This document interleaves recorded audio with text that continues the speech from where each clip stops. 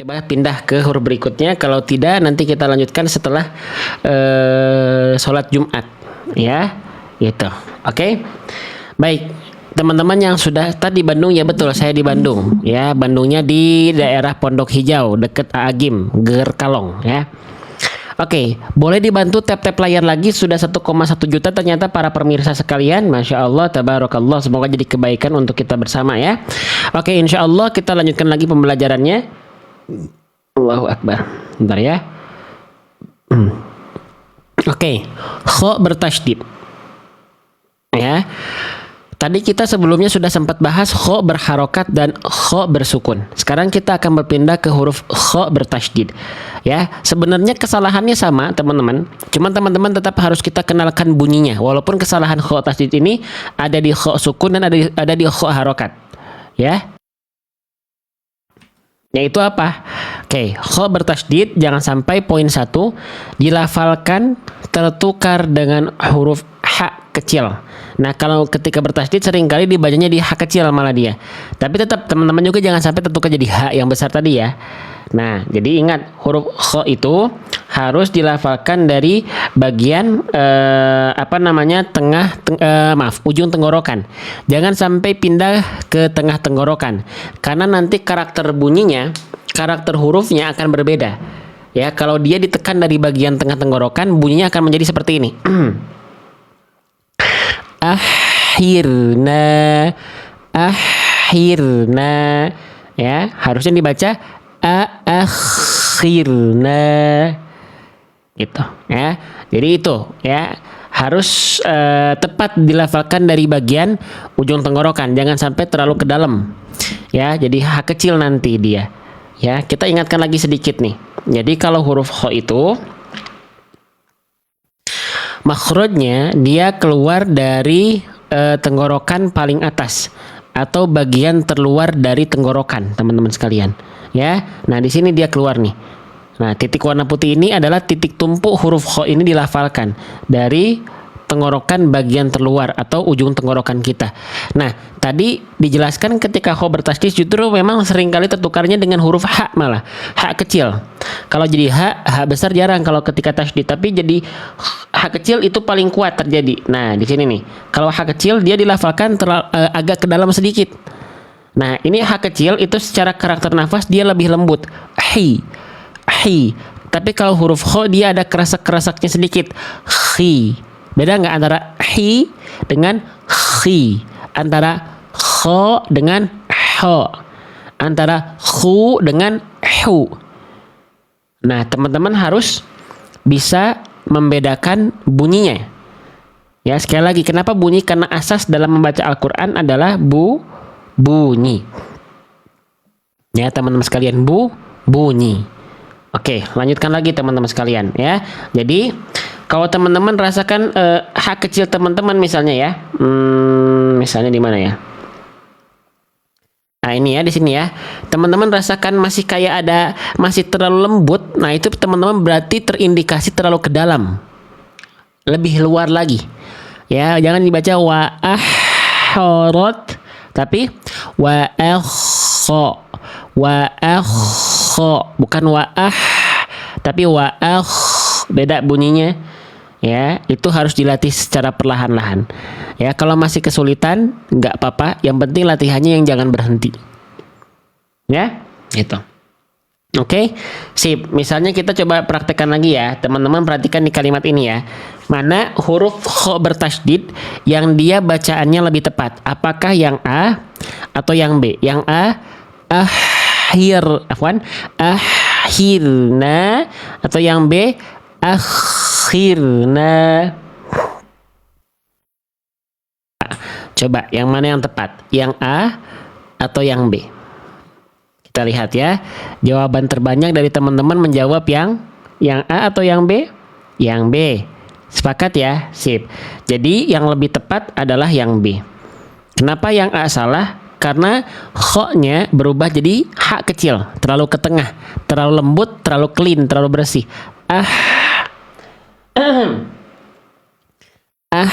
Harusnya akhi. Oke, bunyinya beda. jangan sampai sama. Ya. Oke, kita lanjutkan kembali. Sekarang kita fokus ke kesalahan kedua. Kesalahan kedua ketika kita melafalkan huruf kha bertasydid adalah ketika huruf kha bertasydidnya ini dapat harokat fathah, jangan sampai monyong bibirnya. Seperti tadi kita bahas ketika huruf kha-nya dalam keadaan berharokat, ya jangan sampai muncung mulutnya, jangan sampai mencucu mulutnya, ya.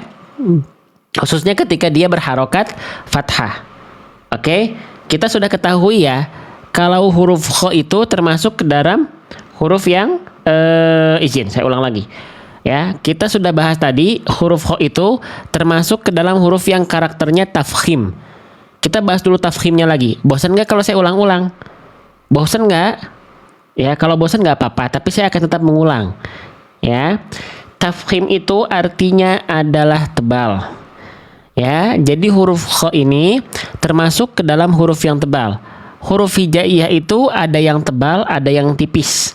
Nah, kha ini karakternya tebal. Nah, oke, lalu di sini dijelaskan tafkhimnya bukan sekedar tafkhim, tapi tafkhimnya ya, gitu. Ustadz, apakah PDF atau ibunya juga dijual? Tidak, Bang Safirudin ya, tidak dijual. Tafkhim nisbi. Nisbi itu artinya apa? Huruf kha ini, ya kita baca aja ya, maksudnya tafkhim nisbi itu apa? Huruf tafkhim nisbi yaitu kha ini, salah satunya selain huruf ghain dan huruf qaf, kha juga tafkhim nisbi. Nah, kesalahannya adalah huruf tafkhim nisbi ini, cara bacanya adalah huruf yang dibaca dengan kadar tebal, tafkhim nisbi itu, namun dalam kondisi-kondisi atau keadaan tertentu kadar ketebalannya melemah. Nah, contohnya kalau ketika berharokat itu ketika kasroh, kalau ketika sukun kha sukun didahului kasroh, kalau ketika bertasydid sama, ketika kha tasydidnya didahului oleh didapati harokatnya kasroh. Jadi sama. Walaupun dia ada tasydidnya, kha ketika kasroh ada tasydidnya, tetap kadar tebalnya harus melemah. Harus berkurang, teman-teman sekalian. Oke, ini sepertinya penonton naik sebenarnya ya. Oke, tapi teman-teman boleh saya izin ke belakang dulu sebentar ya. Nggak apa-apa, nanti turun lagi nggak apa-apa. Kalau sudah waktunya naik, penontonnya pasti naik kok. Tapi saya izin harus ke belakang dulu sebentar ya, biar tenang live-nya ya. Sabar ya, tunggu ya. Ini saya jeda atau jangan ya? Kalau nggak dijeda, takutnya pelanggaran takutnya. Ya, dijeda aja deh teman-teman. Tapi bantu tap-tap layar ya. Ya, saya ke belakang dulu sebentar ya. Ya, teman-teman sekalian ya. Agak terjeda dulu. Wah, turun ya penonton. Gak apa-apa teman-teman. Ya, yakinlah kalau memang waktunya live kita naik, penontonnya akan naik. Ya, teman-teman tinggal kita berikhtiar aja. Saya berikhtiar, teman-teman yang masih nonton ikut berikhtiar. Ya, mau naik atau enggak ya gimana Allah. Cuman kita yang penting sudah berikhtiar. Ya. Bentar ya Fakih ya, Abi sedikit lagi beres. Abi. Ya. Oke. Oke, baik. Teman-teman ya, kembali ke kha bertasydid. Jadi kha itu sampai mana tadi kita? Ya, jadi kha itu tafkhim nisbi ya, tafkhim nisbi. Jadi dia ketika kasroh itu ketebalannya berkurang. Tapi ketika fathah dan dhammah kadar tebalnya tetap harus maksimal. Nah, sekarang yang kita yang seringkali kita salah adalah ketika kita melafalkan huruf tebal ya, yang harokatnya fathah, walaupun dia keadaan bertasydid, jangan sampai dibaca dengan cara memonyongkan bibir, ya, memuncungkan mulut. Contohnya misalnya gimana? Contohnya misalnya yang ini ya, yang pendek aja nih. Contohnya yang ini, jangan sampai kita baca seperti ini. Sakhoro. Nah, jangan sampai dibaca muncul seperti itu. Tapi sakhara.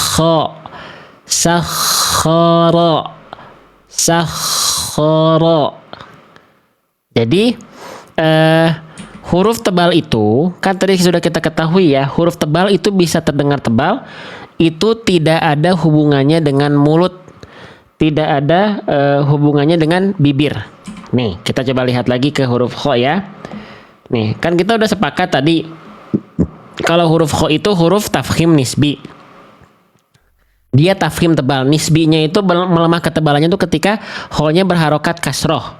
Ya, tapi kalau selain itu maka dia tetap tafkhim yang maksimal, dia tetap huruf yang tebal. Ya, nah huruf yang dia karakternya tebal itu dia bisa tebal karena dia punya sifat namanya isti'la. Isti'la itu artinya adalah bagian pangkal lidah yang terangkat. Maka kalau teman-teman lihat gambar, nih pangkal lidah huruf qaf itu dia nggak datar begini, lihat bagian belakangnya, tapi dia naik ke atas. Karena ini dia menebal huruf kha itu dan huruf hijaiyah yang tebal itu karena ada pangkal lidah yang terangkat. Teman-teman sekalian, ada pangkal lidah yang terangkat. Sakho. Nah, lalu kalau misalnya pangkal lidah naik, mulut kita nggak boleh monyong, terus mulut kita harus gimana ketika melafalkan huruf tebal? Lihat harokat. Kalau teman-teman pengen tahu mulut teman-teman harus seperti apa, lihat harokatnya. Ya, harokatnya di sini kan harokatnya fathah. Maka huruf hijaiyah apapun, mau dia huruf yang karakternya tebal, mau dia huruf yang karakternya tipis, ketika dia berharokat fathah, maka fathahkanlah. Fathah itu artinya apa? Membuka. Fathah yaftahu, membuka, terbuka. Fathah itu terbuka, dibuka, membuka ya. Apa yang dibuka? Mulut kita, rahang kita dibuka, bukan dimonyongkan. Termasuk dia kalau huruf tebal dibuka, ya, gitu. Ya, jadi cara menyempurnakan harokat fathah itu wal maftuhu bil fathi fahami, dengan cara dibuka terbuka mulutnya. Nah, jadi untuk menyempurnakan harokat fathahnya dibuka mulutnya, untuk menyempurnakan kadar tebalnya bukan monyong mulutnya, tapi PLN, pangkal lidah naik, atau APL, angkat pangkal lidah. Ya. Oke, sehingga pada prakteknya ya, termasuk huruf ro nih, ro juga tebal ketika fathah kan, maka sama dia juga gak boleh monyong. Di sini ada kho dan ro yang sama-sama tebal dan sama-sama fathah, maka angkat pangkal lidahnya. Ya, angkat pangkal lidah, buka mulutnya, sehingga bunyinya seperti ini. Sakho, sakhoro, sakhoro, sakhoro. Paham sampai sini? Jelas sampai sini? Jadi buka mulutnya, bukan monyong mulutnya, bukan muncung, mencucu, maju, tidak. Ya. Ya, nah itu cara melafalkan huruf yang tebal ketika fathah. Kalau misalnya harokatnya kasroh, huruf tebal, boleh nggak monyong? Kalau misalnya huruf tebal nih, kho nih, ya, dan huruf tebal yang lainnya, kalau harokatnya kasroh, boleh nggak monyong? Boleh nggak bibirnya muncung? Boleh nggak bibirnya maju? Tidak, tidak boleh. Ya, walaupun kasroh. Tadi kenapa yang saya bahas di buku itu fokusnya ketika fathah? Karena ini yang sering kali terjadi ketika fathah, banyak orang monyong. Tapi kalau kasroh jarang, tapi tetap. Ya, kalau kita bahas misalnya, oh berarti pas kasroh boleh nggak? Oh nggak boleh juga. Nggak boleh juga. Contohnya gimana? Contohnya begini. Ya, nah, misalnya kita baca muncung begini. Akhirna, akhirna, itu nggak boleh, teman-teman sekalian. Kenapa? Karena huruf kho itu, ya, apalagi kho nih, apalagi kho itu ketika dia berharokat baris bawah, dia kan tafkhim nisbi. Ya, tafkhim nisbi, ketebalannya berkurang. Nah, udah mah kalau memang dia huruf tebal, ya, kalaupun dia memang tebal selalu, ketika kasroh tetap gak boleh monyong mulutnya. Apalagi dia tafkhim nisbi, kadar tebalnya berkurang. Kho itu ketika berharokat kasroh, walaupun dia bertasydid. Nah, berarti sudah pasti gak boleh muncung, gak boleh dibaca sekali lagi akhirna, tapi akhi, akhi, akhirna. Paham sampai sini? Jelas sampai sini teman-teman sekalian? Nah, gitu ya. Nah, ini udah stuck nih, penonton udah stuck nih teman-teman. Nah, karena kita jeda tadi. Nah, ini udah gak akan kebaca sama si algoritma TikToknya nih. Kenapa kok tahu Ustaz? Pergerakannya tidak normal. Kan kita udah 4 tahun di TikTok teman-teman. Nah, ini udah gak akan kesebar luas ini live-nya nih. Gitu. Berarti pangkal lidah tidak naik, tetap naik Bunda, tapi naiknya tidak sekuat ketika fathah dan dhammah. Ya, gitu. Oke? Paham ya? Sip. Oke. Kita lanjutkan kembali teman-teman. Ya, kita lanjutkan kembali. Ya. Ini abis ini saya istirahat dulu aja ya teman-teman ya. Sudah tidak terbaca soalnya kalau mau dilanjutkan juga live-nya. Ya, jadi nggak maksimal. Nanti kita lanjutkan abis Jumatan aja. Ya, ini udah kan nggak akan terbaca. Lihat aja pergerakannya aneh. Pergerakan penontonnya aneh. Segitu terus. Ya.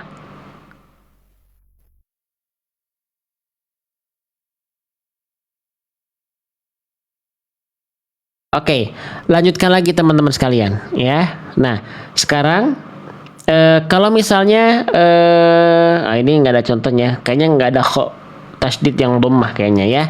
Nah, jadi intinya seperti itu. Jadi nggak boleh monyong huruf kha ketika berharokat fathah khususnya. Ya. Sip. Nah, sekarang kita coba terakhir kuis ya. Kira-kira mana huruf kha yang lebih tepat? Ya. Oke. Yang A, yang B, yang C. Ya, yang A, yang B, yang C. Mana yang tepat? Sampai D deh, sampai D. Sampai D ya, sampai D ya. Konsentrasi. Mana yang tepat teman-teman sekalian? Yang A,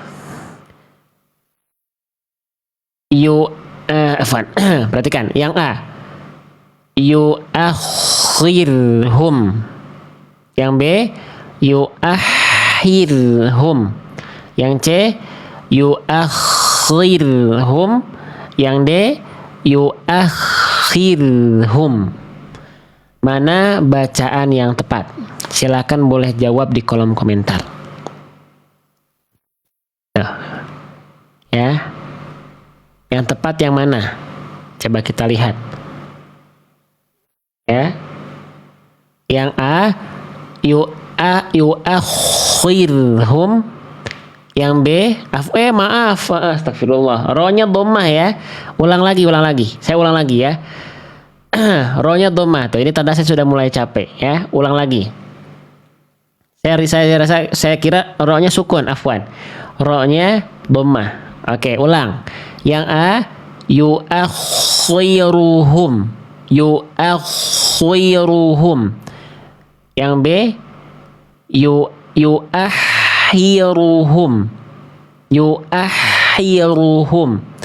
yang C yuakhirhum, yang D yuakhiruhum. Mana yang tepat? Yang A, yang B, yang C, yang D.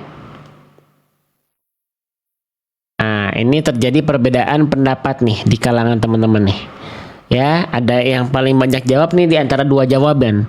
Yang C atau yang D. Oke. Nanti kita bikin babak selanjutnya ya. Yang pasti yang A dan B salah ya. Yang C dan D ini masih warna-warni jawabannya soalnya. Nanti kita coba sandingkan lagi. Sekarang yang A salah kenapa? Yang A salah kenapa? Yuakhiruhum. Kenapa yang A salah? Kenapa yang A salah? Yuakhiruhum. Karena kha-nya dibaca muncung. Nggak boleh monyong. Ingat, walaupun dia huruf berharokat tebal, tapi kalau kasroh dia nggak dibaca monyong. Mau huruf tebal sekalipun yang tetap dibaca tebal, ketika kasroh nggak monyong. Yuakhui, nggak boleh. Ya. Terus yang B kenapa salah? Padahal yang B nggak terlalu tebal nih yang B. Perhatikan. Yuakhiruhum. Kenapa yang B salah? Yuakhiruhum. Silakan jawab. Yang B salah, bahkan salahnya makin jauh. Kenapa? Karena kha-nya dibaca seolah tidak ada titik. Jadi kayak apa? Jadi kayak ha kecil. Yuahi. Yuahi. Nah, itu juga salah besar. Karena berubah hurufnya. Ya. Oke, berarti A dan B sudah tereliminasi ya. Cuman tadi saya lihat masih banyak yang bingung antara yang C dan D mana yang tepat. Coba saya lafalkan ulang sekali lagi. Teman-teman jawab mana bacaan yang tepat. Konsentrasi. Konsentrasi. Yang A, maaf, yang C atau yang D? Yang C. Yuakhiruhum. Yang D, yuakhiruhum. Yang B, maaf, yang C atau yang D? Silahkan jawab. Yang C atau yang D? Silahkan jawab. Ya. Yang C atau yang D? Yang C. Tadi begini yang C. Yuakhiruhum. Yang D, yuakhiruhum. Ya. Mana? Yang C atau yang D? Yang tepat itu yang C. Salah ya, yang D teman-teman sekalian. Yang tepat itu yang D. Ya, karena ingat kho ini tafkhim nisbi. Kho ini walaupun bertasydid tapi kalau dapatnya harokatnya kasroh maka tetap harus dibaca ketebalannya nisbi, berkurang, melemah. Ketebalannya melemah, berkurang. Yang C itu dia terlalu tebal maksimal. Jadi bunyi kho-nya terlalu tebal, pangkal lidahnya terlalu kuat sehingga bunyinya betul-betul tidak terasa nisbi, tidak terasa tafhim nisbi, tapi tafhim saja jadinya. Yuakhi, khi nggak perlu tapi yuakhi, yuakhi, yuakhi. Jelas sampai sini? Paham ya? Nah, jadi teman-teman harus perhatikan kho tasydidnya, jangan sampai terjadi kesalahan tadi. Lanjut teman-teman. Sebenarnya ini kalau penontonnya naik saya lanjut nih ya. Tapi kalau sudah tidak naik karena mungkin algoritmanya sudah tidak tertahan, kita berhenti dulu. Sebenarnya saya masih ada waktu setengah jam lagi. Ya, setengah jam lagi kurang lebih sebelum saya siap-siap ya, sholat Jumat dan antar anak sekolah. Lanjut ya. Oke, baik. Sedikit lagi nih mulai agak naik penontonnya. Mungkin si algoritma tadi agak ketahan sedikit. Oke, tapi mungkin bahasanya kita tadi ada request katanya huruf qaf. Kita bisa bahas qaf tapi singkat aja. Qafnya mau huruf qaf ketika apa? Ya, gak bisa kita bahas semua karena waktunya sempit. Qaf harokat, qaf sukun, qaf tasydid. Silakan di komen. Mau qaf harokat, qaf sukun atau qaf tasydid? Ya, mau qaf harokat, mau qaf sukun, mau qaf tasydid. Kita lihat jawaban terbanyak. Mau qaf harokat, mau qaf sukun atau mau qaf bertasydid? Ya. Oke. Tuh, kita lihat ya, kita fair ya, kita lihat jawaban terbanyak. Mau qaf harokat, mau qaf sukun, mau qaf tasydid. Tuh, di sini terbanyak dikirim ini algoritma TikTok yang baca. Yang paling banyak jawab yang sukun. Ya. Oke. Baik, kalau begitu kita bahas yang ini. Lumayan tuh ada 4 kesalahan. Ya, walaupun cuman qaf sukun bahasanya ini bisa sampai 15 sampai setengah jam nih. Ya bahasannya. Kita mulai ya. Qaf ketika bersukun. Kesalahan yang sering kali terjadi, lagi-lagi kita akan bahas bunyi. Ya, bunyi salahnya seperti apa, bunyi yang lebih tepatnya bagaimana agar kita kenal dengan bunyinya. Karena sekali lagi kalau kita hanya kenal dengan bentuk huruf, seringkali kita baca Quran masih disalahin sama guru kita, masih disalahkan oleh ustadz atau ustadzahnya. Kenapa? Ya tadi karena kita baru mengenal bentuk huruf, kita sedang betul-betul tidak mengenal bunyinya. Ya, oke.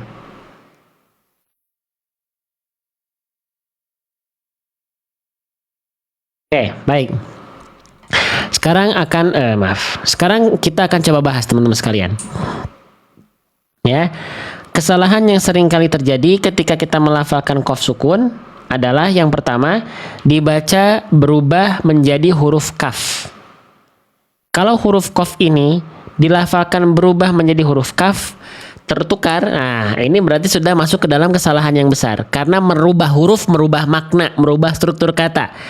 Jangan sampai bilang kan bunyinya mirip-mirip kata siapa. Mirip itu mungkin teman-teman memang belum kenal. Kalaupun ia mirip itu sama, tetap mirip itu tidak sama, mirip itu berbeda. Jangan disamakan. Harus tahu walaupun mirip bedanya apa. Ya. Nah, kita bahas kenapa huruf qaf ini seringkali tertukar dengan huruf kaf, teman-teman sekalian. Ya, karena memang sejatinya mereka dilafalkan dari tempat yang sama, Ya, kita ingatkan lagi, setiap huruf hijaiyah itu punya yang namanya makhraj. Makhraj itu apa? Makhraj itu artinya adalah tempat keluar, dan huruf qaf ini punya tempat keluar, dan tempat keluar huruf qaf ini itu sama dengan huruf kaf. Ya, kita lihat nih. Makhraj huruf qaf keluar dari pangkal lidah. Tuh. Ya, pangkal lidah dalam istilah tajwidnya ya namanya aqsal lisan. Sedangkan huruf kaf juga sama, teman-teman sekalian. Nih, ya kita lihat tuh, huruf kaf juga sama, makhrajnya keluar dari pangkal lidah aqsal lisan. Lantas apa yang membedakan? Yang membedakan adalah bagian titik tumpunya.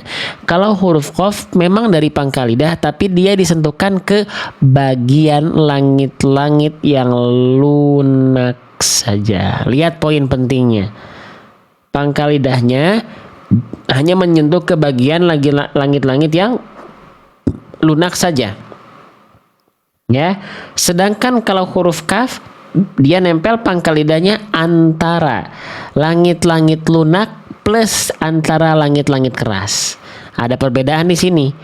Ya. Nah, sekarang kita lihat dari segi gambar. Nih, kalau kalau qaf tadi pangkal lidahnya nempel ke langit-langit yang lunak saja.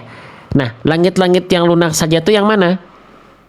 Nih, langit-langit yang lunak saja itu langit-langit yang paling dalam. Tuh. Yang ini nih, yang saya tandain. Makanya teman-teman boleh lihat di sini pangkal lidah huruf qafnya itu khususnya titik warna putih ini dia berada di langit-langit yang paling dalam. Sehingga ketika huruf qaf ini dilafalkan ya dan dilafalkan tepat pada pangkal lidah yang menyentuh ke langit-langit paling dalam, itu dia akan menghasilkan sifat apa? Dia akan menghasilkan sifat yang namanya jahar. Jahar itu apa? Nafasnya nggak akan keluar. Nafasnya akan tertahan. Ko, qi, ku, ko, qi, ku. Ya. Nah, lalu kalau tadi huruf kaf pangkal lidahnya nempel antara langit-langit lunak dan keras. Berarti mana langit-langit keras tuh ini? Langit-langit lunak tuh ini. Berarti kalau kaf apa? Pangkal lidahnya nempelnya agak keluar, agak maju, nggak betul-betul ke dalam nih. Kita lihat huruf kaf. Tuh. Ini kaf, lihat titiknya berpindah dari yang asalnya begini. Ya, afwan. Sebentar. Ya, dari yang asalnya begini. Masya Allah, sebentar ya. Ya, dari yang asalnya begini. Ya. Kalau jadi kaf dia lebih maju, lihat. Tuh. Ya enggak? Ya enggak, teman-teman? Ya. Begini. Jadi begini, tuh. Halo? Bisa difahami? Begini. Jadi begini, tuh. Ya. Nah, pangkal lidah itu berpengaruh besar. Ya. Jadi kalau teman-teman ngerasa kalau kaf bedanya kalau terlalu maju jadi kaf gimana? Kalau kaf itu dia akan keluar sifat yang namanya kebalikan dari qaf. Apa? Keluar nafas sedikit dia, ada percikan nafasnya. Ya. Sehingga kalau kaf dibaca gini, ka, ki, ku. Oke. Paham nggak sampai sini? Jadi kalau teman-teman merasakan qaf teman-teman kok kayak jadi huruf kaf ya, kurang dalam makhrajnya. Kurang dalam makhrajnya teman-teman sekalian. Kurang ke dalam makhrajnya. Lebih dalam lagi makhrajnya. Ya. Nah, nanti pada akhirnya ketika kita praktekkan pada kondisi qaf sukun, itu dia akan keluar percikan nafas. Kalau kafnya berubah jadi qafnya berubah jadi huruf kaf, dia jadi keluar percikan nafas. Fala takhar. Sedangkan qaf ketika sukun itu dia punya sifat yang hanya muncul ketika sukun qaf ini. Apa? Nih, nanti nyambung sama kesalahan kedua. Banyak orang melafalkan qaf, poin kedua, dia sudah tidak berubah menjadi huruf kaf. Dia udah nggak jadi fala takhar, nggak dibaca gitu dia. Ya, tapi ya masih jadi salah. Kenapa? Karena dia dilafalkan masih dengan tidak dipantulkan. Halo, semangat. Ya, ini sudah susah naik ya. Nah, inilah algoritmanya menahan live kita sedang tidak naik. Ya begitu, ini sudah di penghujung berarti saya percepat aja ya, nanti bahasan detailnya kita di live berikutnya. Jadi harus dipantulkan teman-teman sekalian ya. Oke. Nah, jadi jangan sampai dibaca fala taqharu. Fala taqharu. Ya. Gitu, dia tidak memantul, salah. Kenapa harus memantul? Kenapa harus dipantulkan? Karena huruf qaf kita lihat. Sifat dari huruf qaf itu ada 6 dan lihatlah sifat poin ke-6-nya. Apa nama sifatnya? Nama sifatnya adalah qalqalah. Qalqalah ini adalah sifat yang hanya muncul ketika dia dalam keadaan sukun si hurufnya. Ya. Nah, qaf sukun itu punya sifat qalqalah, artinya guncangan. Kalau dalam bacaan kita maksudnya adalah pantulan atau memantul. Nah, jadi memang dia harus dipantulkan ya. Kita percepat aja ya. Jadi jangan sampai fala takharu. Jangan juga fala taqharu, tapi pantulkan fala taqharu. Ya. Oke, yang ketiga, pantulannya juga harus diperhatikan. Pantulannya harus tebal. Ya, karena qaf itu termasuk ke dalam huruf yang tafkhim nisbi juga. Tuh. Ya, jadi beberapa keadaan qaf itu ketebalannya melemah. Ya, sama kayak kha tadi. Tapi kalau qafnya dalam keadaan sukun, dia ketebalannya tidak melemah. Qaf itu ketebalannya melemah ketika qaf kasroh saja. Atau qafnya ketika ada harokat kasroh, walaupun bertasydid kalau kasroh dia tipis. Ya, saya percepat ya, ini sudah tidak kondusif nampaknya nih. Ya, si algoritmanya juga sudah tidak support. Lanjut. Jadi bacanya jangan fala taqharu, tapi fala taqharu. Ya. Oke, bukan taqhar, taqharu, tapi taqharu. Terakhir. Jangan sampai juga pantulannya tertahan. Fala taqharu. Fala taqharu. Fala taqharu. Tapi lempar aja pantulannya. Fala taqharu. Paham ya? Nanti qaf sukun kita lanjutkan detailnya dari qaf harokat ya. Qaf sukun baru qaf tasydid di live berikutnya. Saya rasa penontonnya sudah tidak akan naik. Ini sudah sulit. Ya, terima kasih teman-teman. Seperti itu ya. Nanti ikuti live kita